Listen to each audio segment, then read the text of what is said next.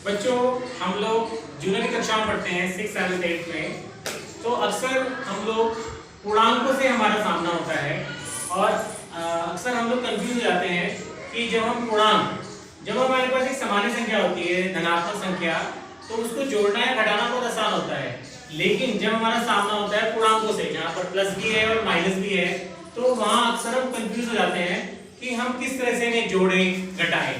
तो हमारे पास बच्चों हमारे विभाग द्वारा प्राप्त एक गणित किट है जिसमें हमारे पास कुछ ये नाना प्रकार के एपरेटस हैं जिनके द्वारा हम गणित को, जो कि एक अमूर्त विषय होता है, उसको बहुत आसानी से सीख सकते हैं। तो आज मैं उनमें से ही एक चीज ली है मैंने, कुछ गोटियां हैं, ये हमें बताएंगी कि पूर्णांक को किस प्रकार हम जोड़ सकते हैं और घटा सकते हैं बहुत ही आसानी से, प्रैक्टिकल वे में इसको तुम सीख पाओगे।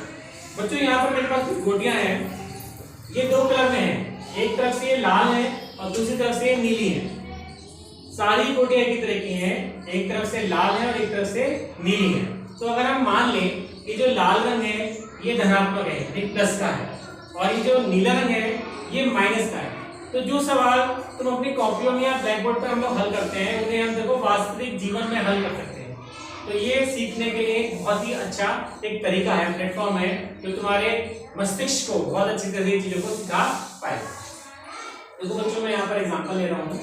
मान लीजिए कि तुम्हें 2 में 3 को जोड़ना है, जो कि एक बहुत ही आसान सा एक प्रश्न है गणित का। 2 में हमें 3 को जोड़ना है। तो बच्चों जैसे मैंने बताया कि जो ये प्लस की संख्या, प्लस की कोटि है, ये दोनों तरफ से है, लेकिन हम फिलहाल प्लस की बात कर रहे हैं क्योंकि ये जो है 2 प्लस में है, 3 भी प्लस में है। तो हम क्या करेंगे बच्चों, 2 प्लस के ले लेंगे 2 प्लस के बच्चों। Yes sir. ये आ गया। हम क्या करेंगे, 3 भी प्लस का है, तो 3 गोटियां और ले लेंगे, 1 2 और 3। अभी बच्चों टोटल कितनी होगी? सब बच्चे बताएं कितनी होगी? 5। तो बच्चों ये तो हम जानते हैं ना कि 2 में जब 3 को जोड़ते हैं तो कितना आता है?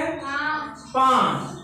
तो जो सवाल हम लोग अपनी कॉपियों में या ब्लैक बोर्ड पे क्या करते थे, व्हाइट बोर्ड पे, वो आज हमने प्रैक्टिकली सॉल्व किया। क्या नहीं प्रैक्टिकल सॉल्व, 2 + 3 बराबर कितना हो गया? 5। लेकिन चूंकि एक आसान प्रश्न था तो हम जानते थे। अब ये हमारा फायदा कहाँ करेगा, जहां पर हमें कठिन प्रश्न लेते हैं। मान लीजिए बच्चों कि तुम्हें 3 में जोड़ना है, 3 में जोड़ना है बच्चों, 3 में घटाना है, 2 घटाना है, 3 में 2 घटाना है, तो आंसर क्या है? अब जैसे मैंने बताया कि प्लस के चिन्ह को तो लाल रंग से दिखाना है, माइनस के चिन्ह को नीले रंग से दिखाना है। तो जब हम +3 की बात करते हैं तो हम क्या करेंगे, प्लस की 3 गोटियां लेंगे। क्या करेंगे? प्लस की 3 गोटियां लेंगे। जब हम माइनस की बात करते हैं बच्चों तो एक बार हम लाल ही लेंगे, इस बार हम क्या लेंगे, नीली लेंगे। तो हम क्या करेंगे, माइनस की 2 लेंगे। अब मुझे बताओ जरा बच्चों कितनी है गोटियां? ये तो अब भी 5 है। अब तुम कहोगे 3 + 2 तो 5 था, लेकिन 3 - 2 तो 5 नहीं होता। तो बच्चों ये जो रंग अलग अलग है यही दिखाने के लिए है कि जब एक जैसा कलर होगा तो उनको तुम्हें एक साथ लेना है, लेकिन जब अलग अलग कलर होगा तो तुम्हें एक साथ नहीं लेना, उन्हें कैंसिल कर देना है। मतलब कि एक लाल से एक नीली कैंसिल हो जाएगा, फिर एक लाल से एक नीली कैंसिल हो जाएगी। अब बच्चों हमारे पास कितना बचा? 1। लेकिन ध्यान देने वाली बात है कि ये किस कलर का है, लाल है नीला है, किस कलर का है? अगर तुम्हें लाल का मिलेगा तो आंसर प्लस में आएगा, और अगर तुम्हें नीले का मिलेगा तो आंसर किस में आएगा? माइनस का आएगा। तो ये तुम्हें फायदा करेगा जानने के लिए कि तुम्हारा आंसर प्लस में आएगा कि माइनस में आएगा। किस में आया हमारा बच्चों आंसर? प्लस में। अभी मैं तुम्हें क्वेश्चन करा भी रहा था तो वहां पर ये कंफ्यूजन था कि आंसर प्लस में आएगा या माइनस में आएगा। तो हमारा आंसर बच्चों किस में आया? प्लस में आया। मतलब कि 3 में जब तुम 2 घटाओगे तो क्या आएगा आंसर? 1 आएगा, लेकिन प्लस में। अब मैं और कठिन प्रश्न एग्जांपल लेता हूं। मान लीजिए तुम्हें 4 में घटाना है 7। अगर मैं तुमसे पूछूं 4 में 7 घटाओ कितना आएगा, तो तुम थोड़ा सा कंफ्यूज हो जाओगे, भाई 4 में 7 कैसे घटेगा सर, है ना? हालांकि वास्तविक जीवन में 4 में 7 घटाना थोड़ा मुश्किल है, लेकिन हम गणितीय संक्रियाओं के द्वारा 4 में 7 को घटा सकते हैं। और मैं घटा के इन्हीं कोटे पे बता दूंगा। देखो बच्चों 4 प्लस का है तो हम क्या करेंगे, 1 2 3 और 4 ले लिया प्लस में, है ना बच्चों? अब हमें 7 लेना है माइनस में, तो हम क्या करेंगे, 7 लेंगे माइनस में, यानी कि ब्लू, नीले रंग के। ठीक है सब बच्चों? Yes sir. बात समझ में आ रही है? इसका क्या होने वाला है?